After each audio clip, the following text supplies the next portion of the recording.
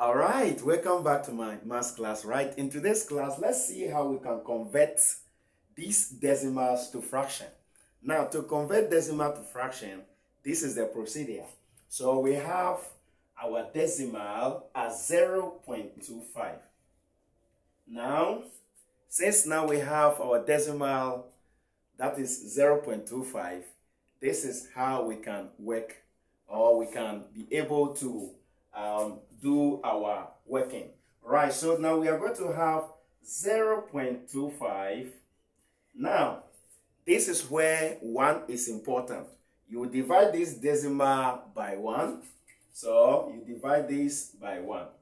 So now that we divide it by 1, let's see what we are going to do.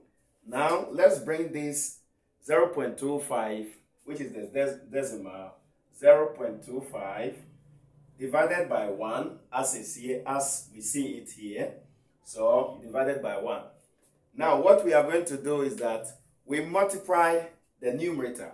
The numbers at the top, which is the decimal 0.25, is called numerator, and the 1 down is called what? The denominator. So we use 100 to multiply each of them. So we are going to have multiply by 100, that is the numerator, and the denominator multiply by what? 100. Now, in mathematics, anytime you see any number multiplied by any number, that means, and if the numerator is multiplied by a number and the denominator is multiplied by a number, the only thing is multiply the top ones, which is the denominator, and then multiply the denominator. So we are going to have 0.25 times 100. We are going to have 25. 25. Right, you can use your calculator and check. 0.25 times 100 is 25. Then now we are going to have 1 times 100. We are going to have 100. So we don't end it here. We are asked to find what? Fraction. So we can break it. Let's say this question is given to you and they say prove it. Now, since they don't tell you which type of fraction will be the last one or which you are looking for, we can still break down this 25 divided by 100. So let's bring this 25 divided by what? 100. So now, let's find a number.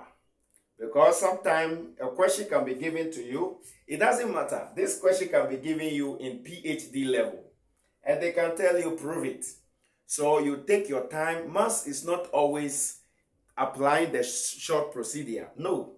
Sometimes you may see a question. You don't know when you meet a question like this, a very simple question like this, but you may be, you see, they may ask you to prove it in details or break it down, prove your answer. So now we are going to look for a number. Which number can divide this and can go into the, or can go into this and can go into this. So the number that can go into 25 and 100 is what? 5. So you divide both sides by what? 5. So now 25 divided by 5 is going to give us 5. Then 100 divided by 5, we are going to get 20. So now this 5 over 20, now we write it here. So here we cannot divide both sides by 5 because 5 will go into itself 1. So we are going to have, we divide this side by 5 and divide this 20 by 5. So now we are going to have 5 divided by 5 as 1 and 20 divided by 5 as 4. So this is our final answer. So converting 0.25 to fraction, our fraction is what? 1.4. Now the question said to fraction.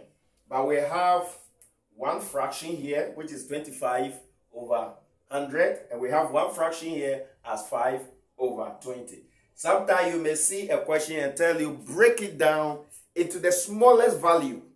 Yes, but here is a question. The question is thrown to you. Maybe in advanced level, you have to break it down to the simpler, fraction. So at the end, our final answer, breaking it to the simpler or the final or the last fraction that cannot be break down anymore is 1 divided by 4, or 1 over 4. So this is the answer, right? Keep on subscribing to my video, keep on liking my videos, keep on sharing my videos, and keep on following me. Bye for now.